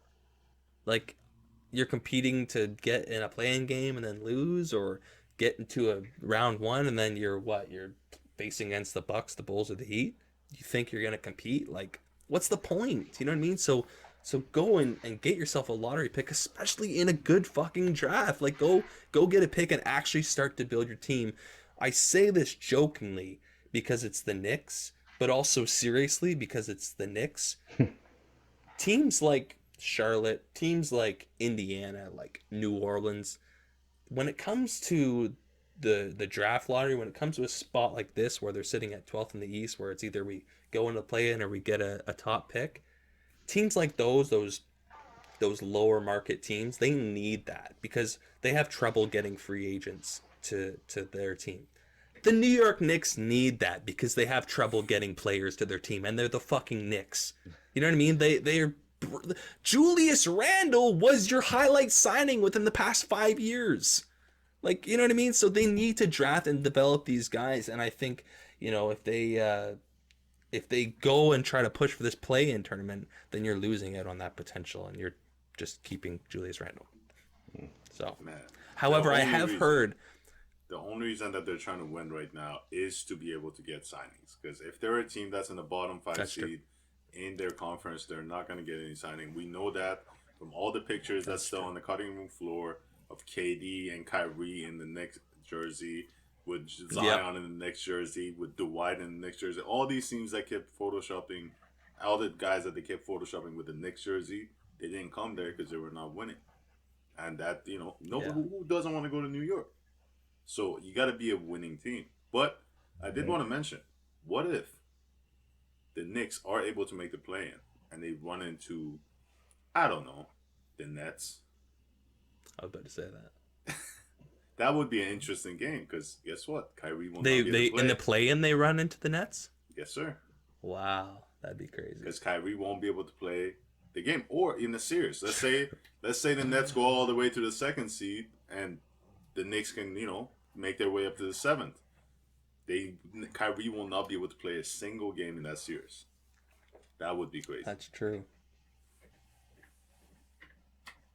That's true. Can Kyrie not play? Are you sure? In New York? Like, I know in the state of New York, whatever, but like he can play in the state of California. But I guess because he lives in and works in the state of New York, he can't play against the Knicks either. Wow. Because both teams are in Wow, the that's state of New York. brutal. That's tough. That would be very interesting. That would be hilarious. That would be very interesting. I mean, KD is one of the best players on the planet, so I would still probably take him. But like, For sure. wow, that would be interesting. It would just for be sure. an interesting series because the ongoing talk is should the Nets try to tank to be able to get a away seed so they can actually be able to win games that way, but have Kyrie play in the games that will actually matter. But it will be interesting if they go up against a team that Kyrie cannot actually play against. Jeez. Yeah. Okay, so a couple more teams here. One seed up, the Washington Wizards. I think this is going to be very brief. I think we were all going to agree on this, but again, they're just in an interesting seed. They're at the 11th spot right now. So The Washington Wizards. What's that? Sell. Yeah, I agree. Yeah. Do we think it's Bradley Beal this trade deadline? Do we think he's gone? Easy. If he doesn't go, then it's like, what are the Wizards doing? I agree. I think we talked about this earlier this week. Like, Bradley Beal has one more year left, and it's a player option. Why would he not turn that down and try to sign the Supermax, which is like upwards of $50 million, which by the end of his last year with that contract, he would be getting $60 million. Why would he not do that as the player? So as a team, you got to weigh that option and be like, okay, do I sign this and end up with the situation that they ended up with John Wall a few years ago? Or do they do what the Hornets did and just trade the guy away, Kemba Walker, and do a quick rebuild? Is it worth it? Mm-hmm. With this guy, the furthest they've gone was Game 7 of semi-conference finals in the East. Do you think it's worth it? And he had John Wall there. And John Wall was the best player, arguably, in that series. Yeah. I don't know if it's worth the Supermax for this guy, man. I'm going to be honest with you. Yeah, the value for Bradley Beal, I think, has gone down. I think, remember we talked about this a while ago about, underrated players in the league for a long time. It's not anymore, but for a long time it was Dame, then it was Bradley Beal, now it's De'Aaron Fox. I think De'Aaron Fox is starting to get his value, but Bradley Beal's value has taken, because I remember when people were having that conversation, they were talking about Bradley Beal as like a two-way guard, both defensive and offensive. And in my eyes, in the past year and a half, I don't see the defensive. And I get it, he's that offensive guy. He's that's his main focus. But I don't know, man. You can't just forget half the game. Like that's not just how it works. But you did mention this team, the final team we're going to talk about in the East. There's a couple teams at the top, but I think they're going to stay pat. The Heat and the Bucks are what I'm talking about. I think they're going to, for the most part, they're going to stay pat. The one team that's interested me, you just mentioned them, Seabash. We're talking about a snub from the All-Star game. Is he going to be mad? Is he going to be hungry? LaMelo Ball and the Charlotte Hornets are currently sitting at the 9th seed. What's going on with the Hornets? We're going to lob it up. What do you think they're doing, Chris? Yeah. The Hornets. I don't know, man. I don't think they're. You know what? I want to say I don't think they're doing anything. Yeah, because it's like they've shown us that they can get it done with what they have. And they don't. They can, yeah. But addition. They could maybe use some additions just to maybe re-solidify. Like who are they? But also, what's the point? They're a young team. Go get that lottery pick. Exactly. I know, Seabash, you've talked about it. Apologies on me for not even mentioning this guy's name, but we were talking about that for that 5 spot that a couple teams could want. We're talking about Boucher, but what about Brittany Renner? I mean, PJ Washington. I'll fight you. I'll come over there and I'll fight you. No, you should have seen his face. He tried to commit to that. I respect it. I like that. You're lucky I was looking away and looking at the team stuff. You're lucky. If you're listening to this on Spotify or on Apple Podcasts, thank you. But go ahead and check out our YouTube channel. Watch Tobias in that moment. The way he tried to act that and commit to it, I respect it, bro. That shit made it so funny. Yeah. It's fucking good. But yeah, you know what? After this, man, they're young. Go after those picks, man. Just do what you can, play what you can, and there's no pressure right now. So It'd be different, like Yeah, you and I said. know you were talking. I know Oh you were no. talking, Steve Ash, for a while about Miles Turner potentially being a guy to go there. They need a center. Um, so that is an option. But I just think where they're sitting now, who they are as a team, they're great. They're young, but I just think getting a lottery pick will be more value to them than playing a play-in game or two. I get it, getting the reps in is important and stuff like that, but for who? You know what I mean? I agree. I think, but a center like Miles Turner, I think would be a great fit next to Lamelo. Lamelo is I would say, one of the best guards in the league. The way he creates and he's able to Mm-hmm. find the open man, and I think with Miles Turner, a guy who can go to the basket or shoot the three, I think it would basically open up a lot of options for Lamelo. So I agree with you guys. They're still a young team, but I think trading for Miles Turner by the deadline, which is I think would be a great uh, point of the season to be able to get a guy at a low price. I think they would do much better doing that than waiting for another big man in the off season or in the draft. Okay, so let's go over to the Western Conference. Um, I think there's a lot of interesting cases in the West as well. But let's start at a team that just made a trade that we're kind of waiting on. They have, I think, one more piece that's going to drop.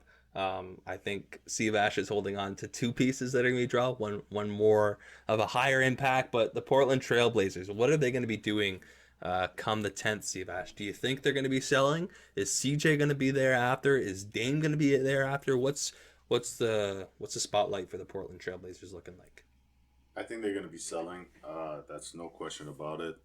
If there's a piece that's available called Ben Simmons and they can buy him for a price that doesn't affect the team too much for the long term, I think they would love that. But in case of other pieces, I think CJ could be gone. What's his name? Larry Nance Jr.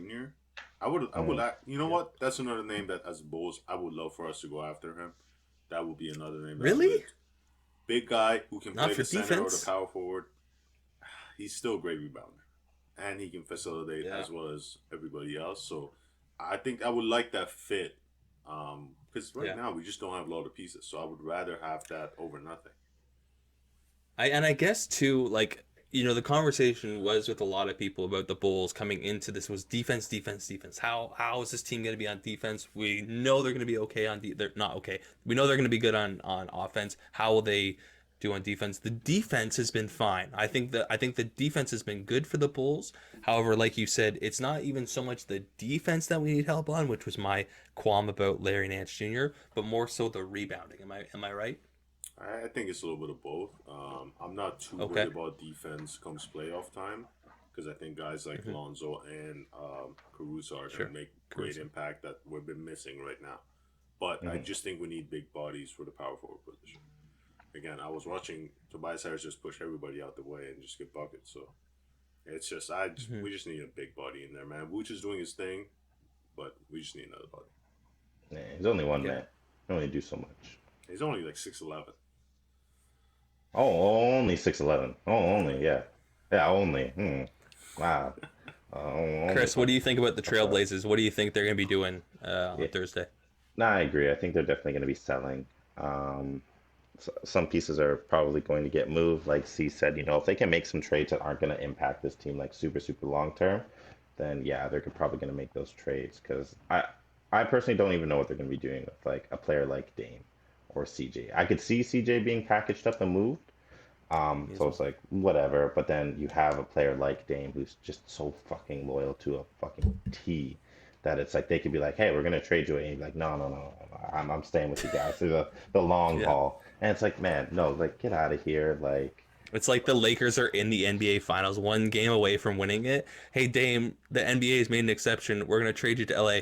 Nah, I'm good. I'm going to stay in Portland. It's like, Yeah. what? I Yeah, can't believe I'm the guy that's making the girl reference this time, but it's like a needy girlfriend like in high school. It's like, oh, we're gonna break up. It's like, no, I want to be with you. I want to be with you. yeah, They don't even let you break up with them. We will not let them trade it. yeah. He just won't let them break up with him, and it's just like no matter how shitty they treat him and how crappy things go for him there, he's just like, nah, I'm here with you for the long haul. That's crazy. So I would Now, love. one name you guys didn't mention on the Portland Trailblazers, which is another piece of their big three, let's call it Yusuf Nurkic. What do you guys think is going to happen with him? Is he going to be a Trailblazer after Thursday, or is he going to be moved? Because he's one of those centers that, if a couple teams are sniffing around on a center, he's a guy that would probably be available. Going to the Bulls. Please don't. Please. No, Pascal's going there. Yeah, Please. Pascal. Sorry. Pascal and Boucher package deal. Yeah. It's funny you mentioned Pascal. I've heard a lot of Caruso. Raptors fans want Nurkic on their team. I think that's a name that they've been looking at and been interested in. He's another guy that I can see being moved, but we mentioned again, outside of Dame, CJ, I think everybody's up for their price. Even CJ might be up for the right price. I think with Dame, though, they have a different kind of loyalty. Unless he asks for it, I don't think they're going to trade him, and I don't see him asking for it. Mm-hmm. Yeah. Okay, so let's go with just one spot up. We talked about this team, very interesting team. They got a former Duke Blue Devil killing it for them there, but that's really just about it. The New Orleans Pelicans. What's going on with the Pels? Zion is definitely not coming back for the playoffs, so I'm assuming you guys believe they should be sellers? The rumors actually are that they are buyers. And they're trying to get a piece like CJ. A few other names I heard. The rumors are they're trying to buy, and I can see it. Look, man, David Griffin, he was known as one of the best GMs in the league when he was with the Cavs, with LeBron there, and they were able to win championships. His tenure with the Pelicans has been a little bit shaky, to say the least. The pieces that he's traded for, the pieces that he's given away, it just, when you trace all those things back, outside of the AD trade, he hasn't been looking too good. So I can see the reason why he's trying to buy, because if he buys right now, they compete a little bit, their reputation changes. They're like, oh, at least they're winning a little bit. I don't see him trying to go for the long haul here. He could lose his job within a year if he tries to sell right now. I don't know. That's weird. What's your thoughts, Chris? Like, I mean, I'm looking at their record and they're 21-32. Like, that's below 400 winning percentage. That's nuts. The Eastern Conference. I mean, they're competing for that final spot. They're competing with Portland and the Spurs and the Kings. So I mean, it's literally for that one last spot. But what's your thought on the Pels, Chris? Yeah, I could definitely see them buying. I definitely agree with like C there. Just because looking at like the roster, like they have some like maybe they could ship out some like older pieces. I don't know. I don't know if they have any picks, things like that. So pair with those, and just kind of focus around like some of like the younger guys. Like when Zion does come back, and he's healthy and he's slimmer, and you have like Ingram who's been balling out for you. Like that's a pretty good core, and if you can get people around them to support them, or even bring in like a potential third to give them like a nice like mediocre three, then yeah, I could see that as like a win for them at least. See, off the top of your head, like I'm still interested in this CJ trade. Like, what do you see going the other way? If the Pels are to make a trade with the Trailblazers for CJ McCollum probably got a couple years left. I think he's making into the 20s, possibly low 30s. I'm interested in what you think, because I think if you come into next year with CJ, BI, and Zion, it's definitely interesting. I don't know what's Valanciunas' contract's at. I don't know about Devontae Graham. I don't know what they're looking like. But if you had to play armchair general manager, who would you be sending back for CJ McCollum? I think the interesting pieces are the picks, as well as a guy like Josh Hart and Devontae Graham. Devontae Graham, I think he's been doing all right with the Pelicans. But I think for a guy like CJ, they would rather go out with those pieces. The picks are the most interesting part to me. They have a lot of pieces and picks from the Bucks trade for Drew Holiday and the AD trade with the Lakers. So those picks, I think, will come into effect for a trade like that. And as we mentioned, the Trailblazers are in kind of like a rebuild mode, kind of. They're trying to get some picks. They're trying to go below the tax. And I don't know. I just think I've heard that, and I can see it happening, but as I mentioned, I think it's more about David Griffin being in that hot seat for not doing so well with the last few years he's been with the Pelicans. Mm-hmm. Okay, one more spot up. I was gonna jump up on to the fourth spot, but I'm looking at this purple and gold team, and I'm really just intrigued as to what's going on. Obviously, my favorite movie is Space Jam, and I can tell recently that movies are now coming to life because I just watched Russell Westbrook in that Knicks game, and I'm pretty sure I witnessed what happened to Patrick Ewing in Space Jam to Russell Westbrook against the Knicks, because Russell had this weird body shake. It looked like, the Monstars took his skills out of his body, and they're gonna go compete against LeBron for some sort of alien championship or whatever. But you are the Lakers representative on this team, fanboy Lakers fan, LeBron fan. Tell us, bro, what's going on with the Lakers? Like, are they gonna be moving Russ? Are they what's going on? Well, I don't know, because I don't think they're going to be moving Russ. And you see, like, again, it's different because we don't know what's going on behind the scenes, but all we can see is like what the players are saying.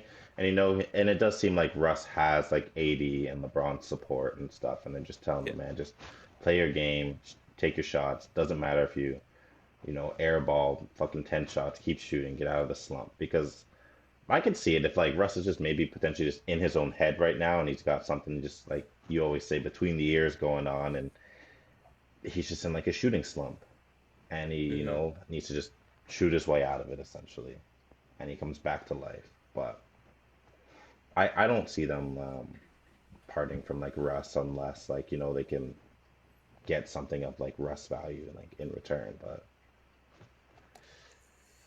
Yeah, Steve Ash, I'll let you talk here in a second. I know the last episode, I think we talked about contract comparables if the Lakers did want to move Russ. I still think that I think that they're going to ride it out. I think, like you said, Chris, I think they have LeBron and AD's support. LeBron was imperative in getting Russ here. They were going to go after Buddy Hield, and LeBron doubled down. That was his guy. He wants Russ there, and I think they're going to see it out. Traditionally, Russ is a lot better in the second half of the season, so you got that kind of hope and a prayer that it'll work out.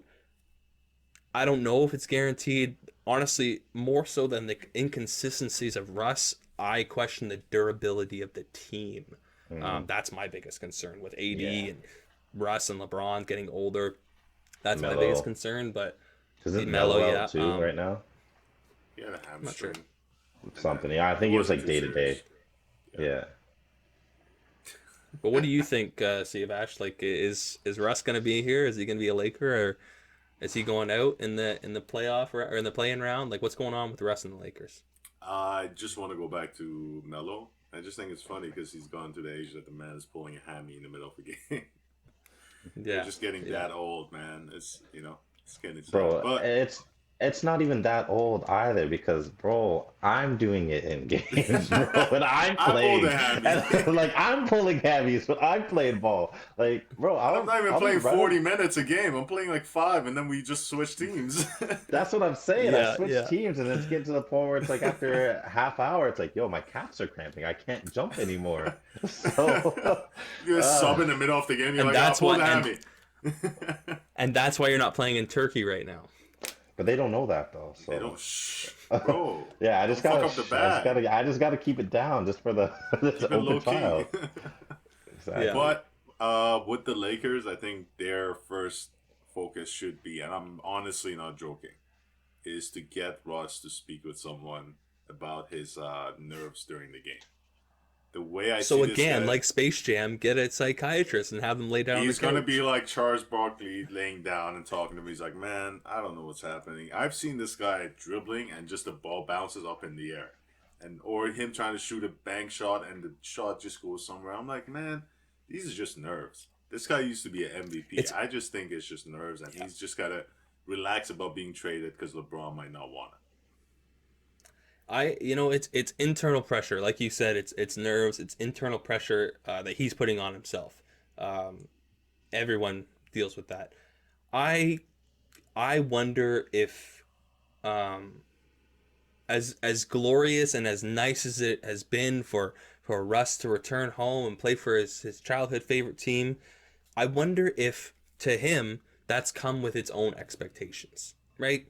Think about that. Like, whatever sport you're playing, you have the opportunity to go home. Oh, I'm a hometown kid. I'm from Toronto and I'm playing for the Leafs. I'm playing for the Raptors. You know what I mean? There's now, not by anybody else, but you're now putting this pressure on, now I need to be this superstar, especially on Russ. Like you mentioned, like, I'm an MVP. I'm a former MVP. Like, I post triple doubles, and I think there might be a weird identity crisis going on with him. And I think he actually should get it checked out. I really think that's a great point, Tobe. Think about it. If you're playing a professional sport, every time you go back home, everybody's praising you. Yeah. Yo, man, you made it. Yo, we would love to have you. When are you gonna come play for our team? We need someone like you. Mm-hmm. And then when you actually come back home and you suck, everybody fucking hates you. That's actually, I think that's a great point you made. I think that part it has put so much pressure on him that he might actually be psyching himself out and playing terrible basketball, as we see. I actually want to see the numbers on how well he plays at home versus away. Yeah, sure. Yeah, definitely look at that stat. But I think another thing could also be, and I think about a comparable, but he's in a totally different situation. Russ has been on a couple teams now, and the narrative is like it's kind of like, okay, but you can't win with Russ. So again, that's more pressure. Oh, I can't win anywhere. No one wants to play with me. And the comparable I quickly thought of that countered that devil's advocate was Chris Paul. Chris Paul's had the same narrative around his career the whole time. Again, same position, bunch of different teams. They both played in Houston. They both played in OKC. They were traded for each other. But obviously CP3 is doing great in the Suns organization, and I just wonder if Russ has put too much pressure on himself. The media does that enough. We do that, and he doesn't even listen to us. But Colin Cowherd and Stephen A. Smith and Max Kellerman, all these guys, like, they put enough pressure on him, and I think he's putting that on himself as well. It's unfortunate. As much as I'm a Clippers fan and I love when the Lakers lose, I don't ever want to see him have bad mental health. But moving on from the Lakers. Let's go up the standings, like I mentioned. We'll get to them. Let's go to the Jazz, because the Jazz are an interesting team where, a couple episodes we talked about the East and the West, the top division. The West, Suns, the Warriors, the Grizzlies, and the Jazz. The Jazz have taken a bit of a downturn. They have won the past 2 games, but they're not so much grouped in with that upper echelon block, but more so with that middle block with the Mavs and the Nuggets. What's the calendar look like for the Jazz? Like, are they going to be making a trade? Are they going to try? Because the other thing, and this is something that I don't think that you fix at the trade deadline, a lot of rumblings that Rudy and Donovan are not getting along anymore. Like, we're talking subtweets and like high school bullshit type stuff. So what's going on? Like, I don't think we're going to see a Rudy move. I think that'll eventually happen, but are they going to try for something this offseason? Or sorry, this trade deadline season? I don't think anything's going to happen this deadline. Like, nothing. These are all things, especially if it's just like high school drama shit, subtweeting, stuff like that. This is all stuff that can be handled in the off season and addressed like later on. Like, you're still in the 4th seed. I mean, hopefully you drop down to the 5th seed, but that's wishful thinking. So the Timberwolves can get up there? Timberwolves no, so the Mavericks can push. I need them. Mavericks have been hot. Every episode, they're pushing up one seed. We record. They're right there, bro. I know. I need this win. It could end up going for an all favored Tobe on all of my bets with the Raptors, all this stuff. Yeah. It could go from all favored Tobe to all favored to the other people, because I have bets with a lot of different people, and the tide is starting to turn a little. But talk about the tide turning in Utah. What do you think is going to happen, Chris? Do you think they're going to be making a small trade, or is it just going to be stand pat? I think they're just going to be staying pat, man. Because like I said, team drama, all that stuff, that can all be addressed later on. If you guys got issues, you guys got bullshit, they're probably going to say, yo, make it work for the time being. Yeah, man. Grow up. Grow up. You're, again, 4th seed.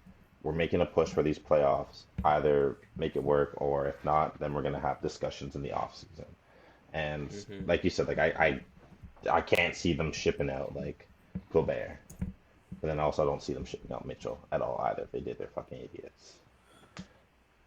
What's the deal? Just pulling off that Jazz team for a second. What's the deal with like guards and bigs having beef? Like I don't know. superstar guards and bigs in the history of the NBA having beefs and then having to go their own ways. We're seeing it with Ben Simmons and Joel. This one obviously with Mitchell and Gobert. Obviously the most notable one is Kobe and Shaq. What is like the issue with like them? Are they still beefing over the fucking COVID thing, or is it like Who? Thing? No. I think it's like, I don't even know what it is, but I think it's like literally little kid shit. Like just petty, stupid stuff. oh, unless like I could see like maybe Mitchell calling out Gobert being like, "Yo, you're not all fucking that in a bag of chips, bro. Like settle down." But I don't even think it's direct from what I've heard. I think I Oh. was listening to one of the podcasts where it's like subtweet. Like they're not even like being direct about it. Like it's like notably on Twitter, but you don't even like, it's not Donovan Mitchell's name being called out. Yeah. Okay. It's actually from what I've heard is that it's kind of the other way, but it's been in public more as Tobias is mentioning. It's kind of subtweeted. Okay. Gobert just going on the press and talking and praising guys like Devin Booker and the Suns and talking about how they've committed to a system, and then that kind of being a sub to Donovan Mitchell, and Donovan Mitchell subtweeting that.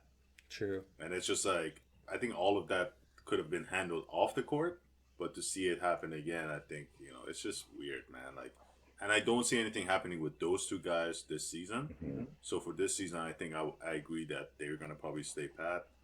Outside of one trade, and I'm on the trade machine right now, trying to make it work. Okay. And see if there is a trade that can be made with these guys. But I think they should try to go for, I made it work. I think they should try to go for Eric Gordon with Joe Ingles. Okay. There's a lot of rumors that they're trying to trade Joe Ingles and a first away, and their contracts kind of work.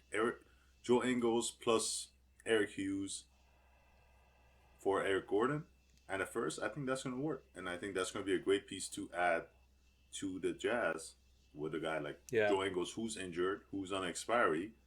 That just works out for both sides, in my opinion. I don't know if this And guy's Eric name is Gordon Eric can, Hughes. correct me if I'm, Elijah Hughes, yeah. I just called him Eric because it was E. correct me if I'm wrong, Steve Ash. Eric Gordon can go ahead and take the point if he needs to, right? He can be a ball facilitator if he needs to. If Mike Conley needs to be on the bench or Donovan Mitchell wants to come off the ball, they can put Eric Gordon as the main ball distributor. I think so. I think Eric Gordon has been a great creator for himself and other teams.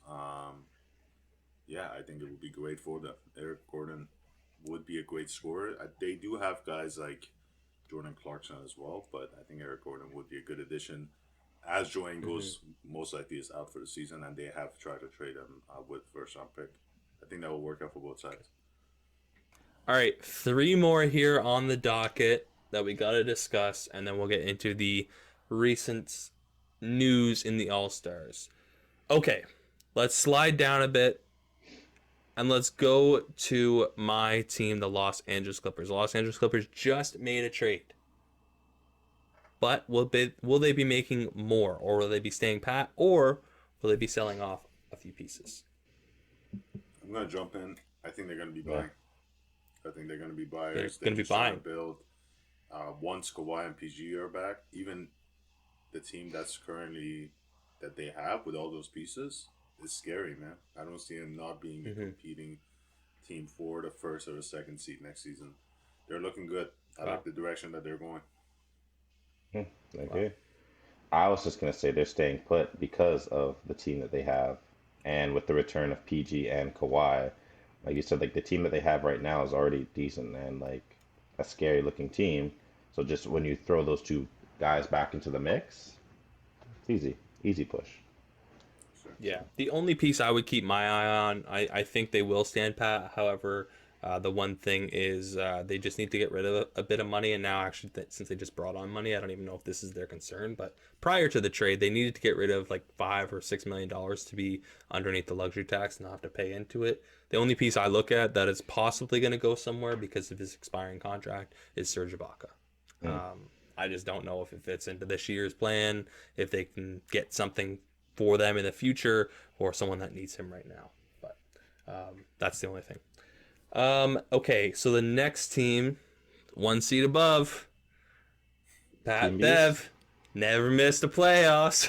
What are the Bound Timberwolves to. doing? Speaking of Pat Bev, though, we've heard that the Timberwolves are potentially open to getting rid of Pat Bev, or there was one other piece. I just forget what it was. Sure. Do you guys see them? Yeah, I think that's who it was. Yeah. Do you see them making a trade to try to get in? Because again, they're one seed away from a playoff spot. They're in the play-in right now. What do you think they're going to be doing come this trade deadline, Chris?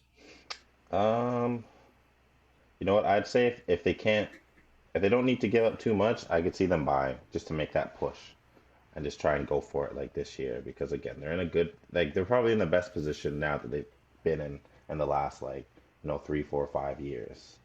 So I would just say buy, make that push. If they gotta get rid of Pat Bev, then it's like, you know what? As much as like we all dog Pat Bev is like an asset. Like he is a great player, like on the court. No, clip that. Clip that. Shut the fuck An up. asset. An asset. Yeah. Yeah. Yeah. So, and I feel like other teams do recognize that. So they could probably swing him for something decent. Yeah, I think honestly, I think going to Minnesota has helped Pat Dev's reputation because I get it. I understand he's a menace. People talk about Black Air Force, blah, blah, blah. And he still does that, bring that energy to Minnesota. But I think being in a different fan base that wasn't the Clippers, people could also see that, another team, another organization could see what he actually does get back to both the fans and the team. Okay, final team in the West. We're going up to the third spot, the Memphis Grizzlies. Probably the most interesting team this year, the most exciting team to watch so far. Steve Ash, what's going to happen with the Grizzlies? They have an opportunity to do something here. I think they're going to stay put. I think their team has been really, really good. Guys like Jackson Jr. has made great leap. He's I would say, all defensive type of player right now. Yeah. John 100%. Morant's got over his second year lump. We were just talking about that a little earlier with Pascal. So I think this team is doing great. Desmond Bain, Kyle Anderson, Slow-Mo. Like, I think all these pieces are fitting great. Their trade that they made in the offseason, getting Steven Adams, I think that made them a great team. So now at this point, I don't see him making a single move. I agree with Steve. They're just gonna stay put. If they get to the second round or they get to the Western Conference Finals and they're faced against the Sons of the Warriors, do you think they have a chance? Yes. It really depends on. I think Joe's going to do great. I think Jared Jackson is going to be fine. It's just the matchups and what the other side's going to play like. The Warriors, I think, is going to be tough. People still think about the last year with the playing tournament and how the Warriors lost to the Grizzlies in that series, but this year they're different, man. They won 8 in a row, so I don't see the Grizzlies being able to compete as well with those two teams. Those two teams are just incredible. So I think there's a bit of a gap in those tiers, but if they make it to the conference finals, I think that should be like a great set point for the next season. I wouldn't be worried if they lose in that series.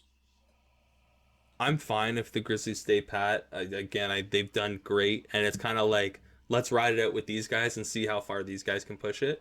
But I almost wonder if they can, without disrupting too much, just going and getting just a wing defender type guy.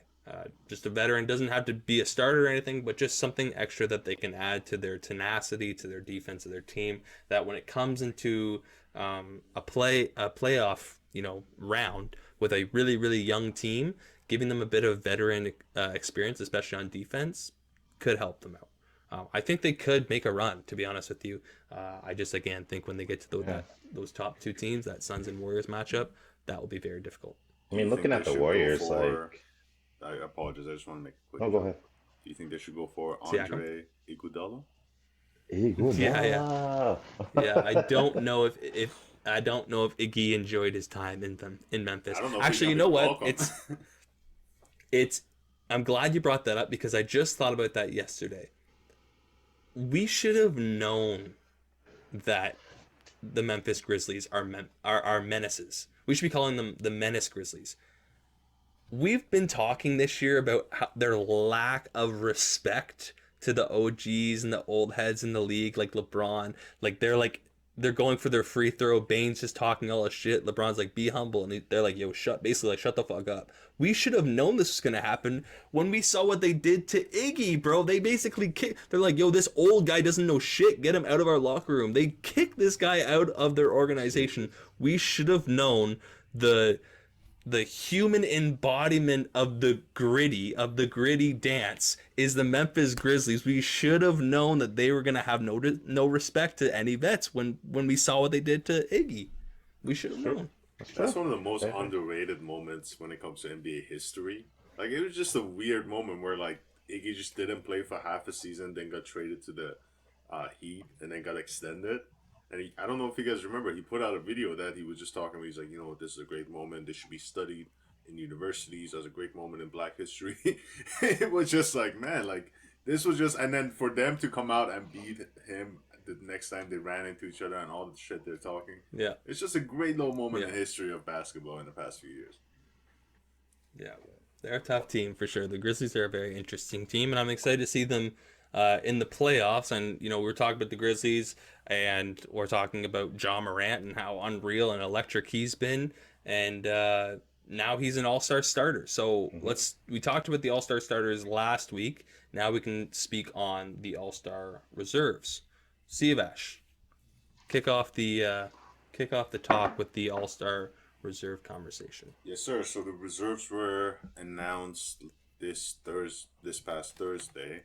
And I just wanted to maybe, I don't know if you guys have your notes in front of you, to go over our picks. I'll get started. I think in the East, I had the 5 starters correct, and off the bench, I had 6 of the 7 correct. We're going to talk about the 7th decision. Out in the West, the most surprising was Wiggins. I think the bench was pretty subpar with our picks. But let's get to the bench out in the East, man. You guys want to talk about the most surprising guy that made it? Yeah. Yeah. Yeah. Fuck that guy. Yeah. Yeah. Our guy. Well, I think Fred VanVleet was not surprised. He was supposed to be there. I think. Pull up on you. No. I think like I mentioned when we talked about the Raptors, I think, you know, Fred VanVleet is dominating in terms of minutes played per game. This guy has more minutes played than anybody else in the league. And you look at the Raptors record, obviously, you know, one team is not determined by one player's performance, but Fred VanVleet is definitely a huge catalyst when it comes to that. I'm just going to pull up the actual reserves because I don't know. No worries, my brother. I will get it for you. So the reserves, the starting lineup out in the East is Trey, DeMar, KD, Giannis, and Embiid. Out on the bench is Levine, Harden, Tatum, Jimmy Butler, Fred VanVleet, Garland, and Chris Middleton from the Milwaukee Bucks. So I guess that's the one piece that no one really guessed. That would be the surprise. But do you think, because I wondered this, I questioned myself whenever I saw that. Do you think that they gave him an all-star reserve spot out of like respect? Because it's like, you're the champion, like you're on the champion team, like we're honoring you. Do you think they did that? I'm not saying it's right, but do you think maybe that was their thinking? Because I think we could have probably had a different guy there.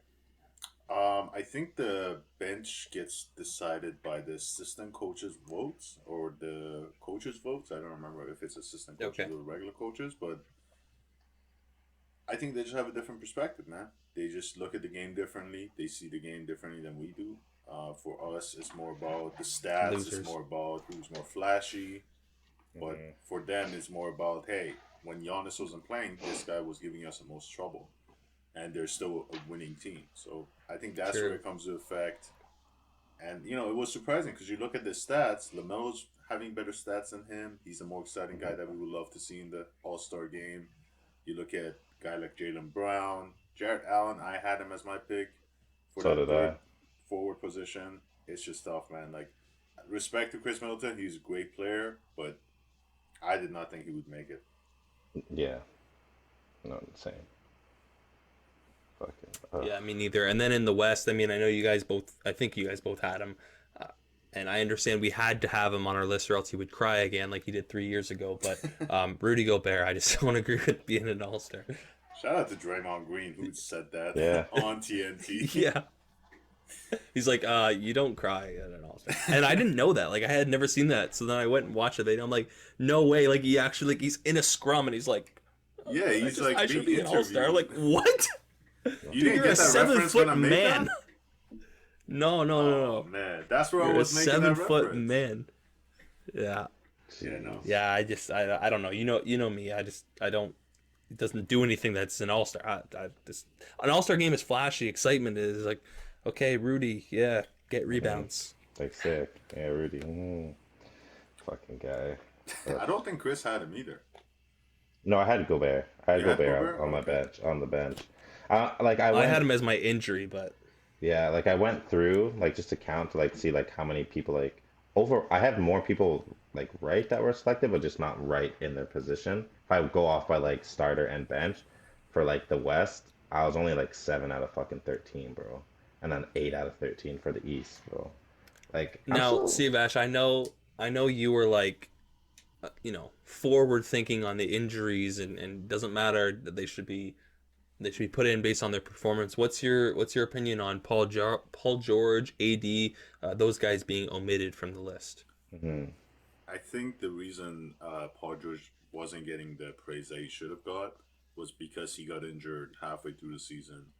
And I would have loved to see him get in by the fan votes and the player votes and the media votes, but I think everybody was keeping in account that he was going to be injured and they didn't want to do this whole dance Yeah. that he gets selected and then just has to be replaced.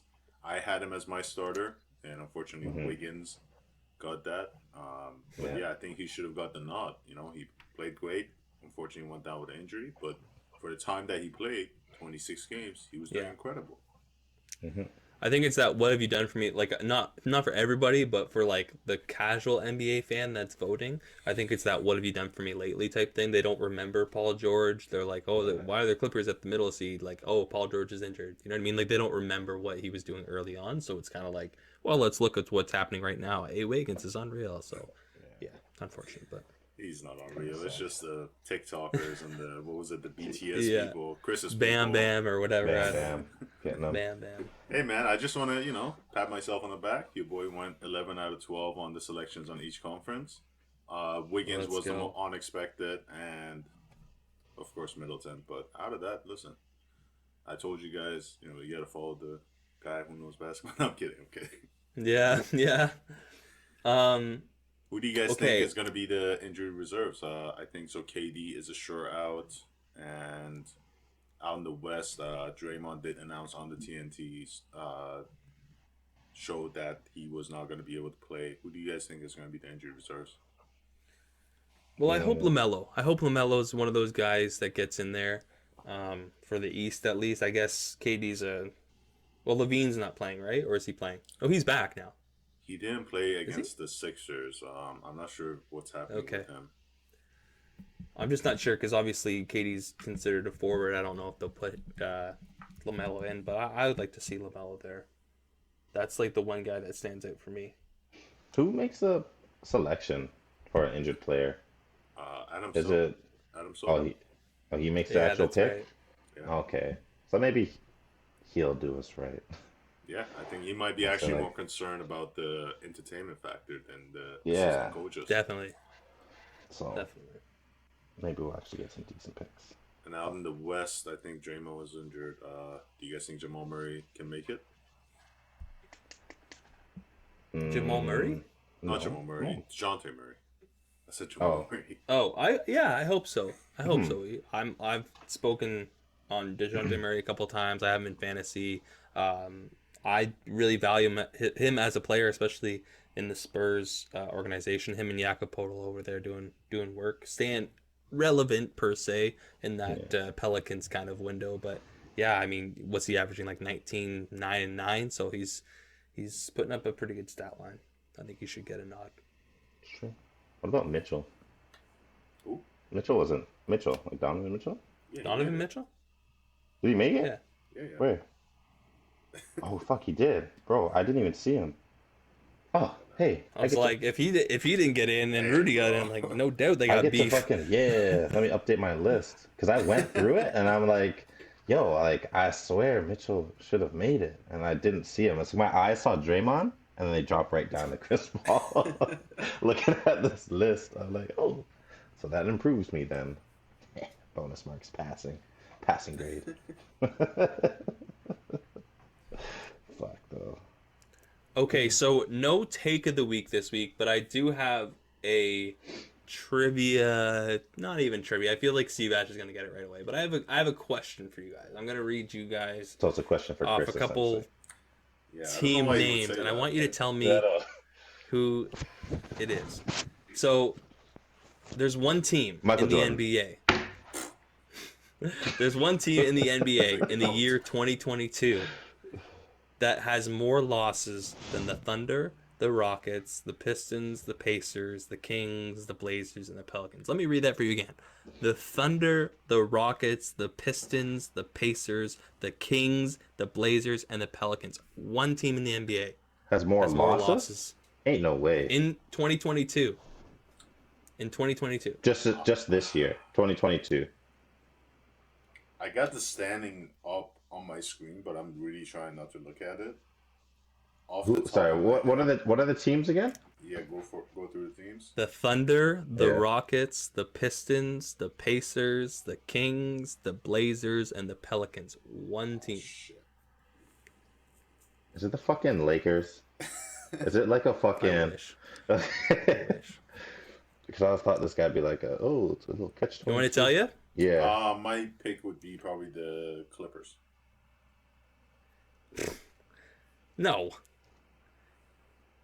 Kevin Durant, James Harden, and No. Kyrie Irving's Knicks Really? have more losses in 2022 than those teams. Really? Oh, he's talking about like the Yes. year, like he's talking about. Yeah, Yeah, I said 2022. That's what I was trying to clarify. There's no. I did Yeah, not the think Nets. they lost that many games since the start of January. Yeah. Yeah. Because they're on an 8-game losing streak right now. Damn. I don't know how many games they played in this year, but yeah, I saw that this morning on StatMuse on Twitter, and I was absolutely, surprised, shocked, No, appalled. That's All of the crazy. words. Yeah, man. Yeah, I should have read the question. So that's what I twice. mean. I think. Yep. Go ahead. I said I should have read the question twice. I didn't understand the question. Oh yeah. They're an interesting team. Obviously, we talked about them making trades and whatnot, and possibly getting rid of guys and bringing in new guys, and they could potentially have a facelift. Yeah. By the next time that we record. Yeah, What? We'll see. It's just popped on Twitter just to go look at that stat thing, and the first thing that came up was a Bleacher Report about that Caitlin Clark girl. Bro, she dropped 46 points, 10 assists, 4 rebounds, 3 steals, bro. That's fucked. Shout out. That's crazy. And she's shooting from the logo. Yeah. Before we sign off, I have one more question for you boys. This Sunday is the Super Bowl. We got the Cincinnati Bengals against the LA Rams. Who you taking? Let's hear it. Steve Ash, who you got this Sunday? I'm gonna go with the Bengals. Joe Burr. Okay. We're gonna, Yeah. we're gonna take our My side. cousin. Your cousin. Yeah. Yeah. Tell him to I send was me gonna the say. jacket and the chain.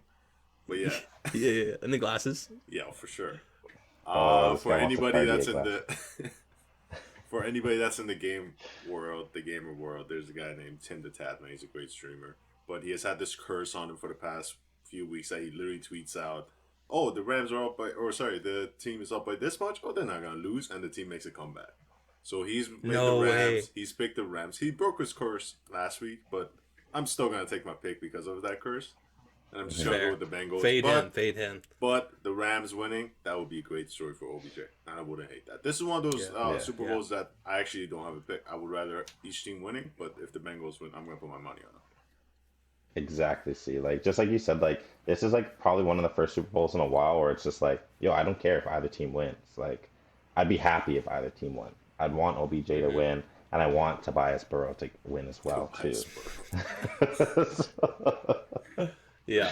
But- Yeah, I mean, it's like you said, they're two teams that haven't really been there before. I think the LA team is the most favored team. Mm-hmm. They're like the Lakers essentially. Like you got OBJ, you got Von Miller, you got Aaron Donald there. Of course, they got Matt Stafford. A lot of guys that have been on different teams that are on one team trying to win together, which we've heard that story in the NBA before as well.